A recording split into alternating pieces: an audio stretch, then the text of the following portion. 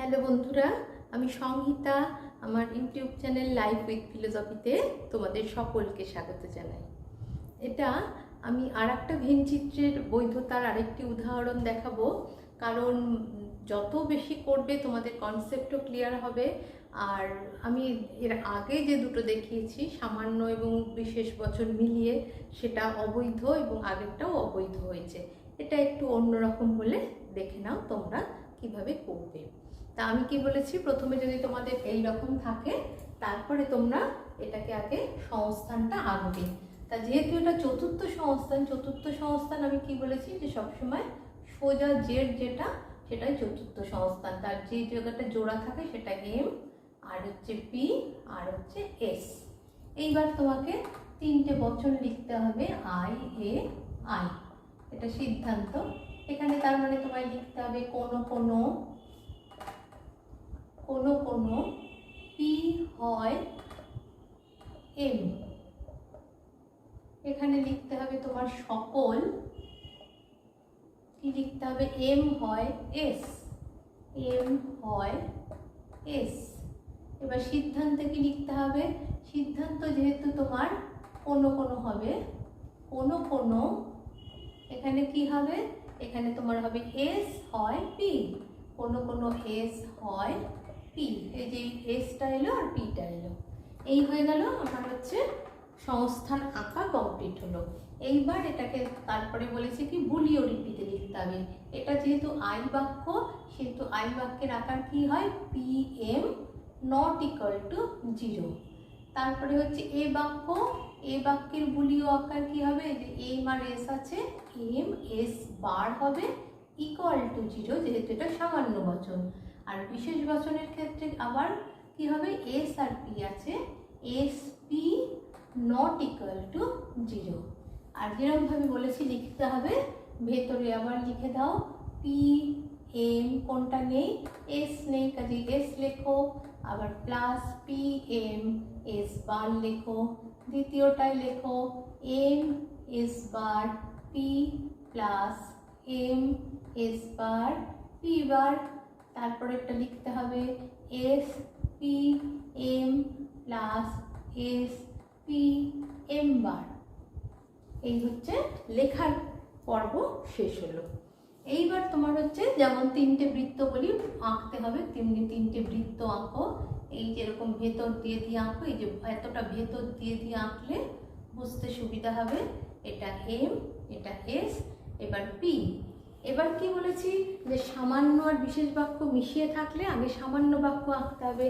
তার মানে দেখো দ্বিতীয় বাক্যটা সামান্য, তোমাকে এই বাক্যটা আগে এঁকে নিতে হবে। এখানে কি আছে, এস বাদ দিয়ে এম। তার মানে ধরো এই যে পুরোটা আমি যদি এসটাকে বাদ দিই, তাহলে এম কোন জায়গাটা আছে, এই যে দেখো এম যাচ্ছে, তার মানে এখানটায়ও এম আছে, এখানটায় এম আছে। তার মানে তোমাকে কি করতে হবে, এরকমভাবে তোমাকে চিহ্ন দিয়ে আঁকতে হবে।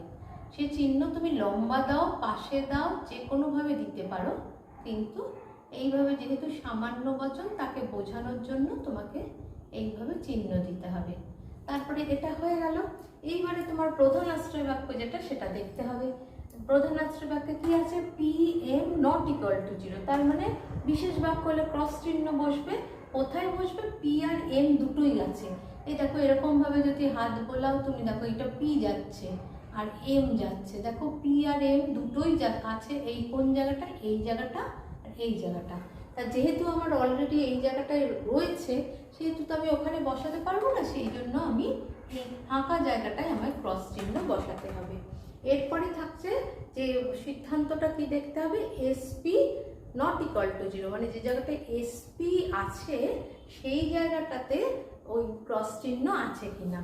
এইবার দেখো এসপি নট ইকুয়াল টু 0, তার মানে হচ্ছে বিশেষ বাক্য। এই দেখো এইটা হচ্ছে এসপির জায়গা, মানে এই যে এখানে আমার জায়গাটা কি, এখানটায় কি লেখা আছে, এই জায়গাটায় আছে এস পি আছে, এখানটায় কি নেই, এই যে এস ঘুরছে এস আছে, এখানটায় পিও আছে। তার মানে হচ্ছে এখানটায় এম নেই, আর এখানটায় কি হচ্ছে, এখানটায় এম আছে। এস এখানে হচ্ছে এম আছে, এখানটা হচ্ছে এম নেই বলে মাথায় বার। আর এই জায়গাটায় হচ্ছে এই যে এসও আছে, এই জায়গাটায় এই জায়গাটায় কি আছে, এই ইয়েটাও আছে, এই যে এটা এমটাও আছে। আর পি কোথায়, এই যে পি পি। তাহলে দেখো তোমার এই জায়গাটা এইরকম হলো। এইবার বিশেষ বাক্যের ক্ষেত্রে আমরা কি বলি, যে মানে অন্তত একজনের অস্তিত্ব আছে, এটা বোঝাই। তা যেহেতু এই যে এইখানে বোঝা যাচ্ছে যে অন্তত একজনের অস্তিত্ব আছে, তার মানে এখানেও অন্তত একজনের অস্তিত্ব আছে। এই ক্রস চিহ্নের ক্ষেত্রে কিন্তু যে কোনো দুটো ঘরের যে কোনো একটা জায়গায় যদি ক্রস চিহ্ন বসে তাহলেই কিন্তু বৈধ হবে। আর যদি এখানে যদি যেমন কি এই দুটো জায়গার পুরোটাই খালি আছে, কিন্তু যদি এই জায়গাটা এটা দিয়ে ভর্তি থাকতো তাহলে কিন্তু অবৈধ হতো। যেহেতু এই দুটো জায়গায় খালি আছে এবং যে কোনো একটা ঘরেই ক্রস চিহ্ন বসছে, মানে অন্তত একজনের অস্তিত্ব আছে এটা বুঝিয়ে দেওয়া হচ্ছে, সেহেতু কিন্তু এই যে যুক্তি, এই যুক্তিটা কিন্তু বৈধ হয়ে যাচ্ছে।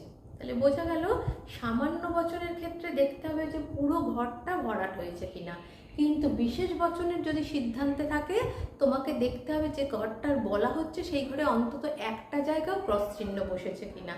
যদি সেটা বসে তাহলে বৈধ, মানে ঠিক উল্টোটা। আর যদি না বসে, যে কোনো একটা ঘর আগেই ভর্তি আছে সেই জন্য একটা ঘরে বসাতে হলো, সেক্ষেত্রে কিন্তু তোমার সেটা অবৈধ হয়ে যাবে। আশা করি বোঝা গেল। যদি কোথাও অসুবিধে থাকে অবশ্যই আমাকে জানিও।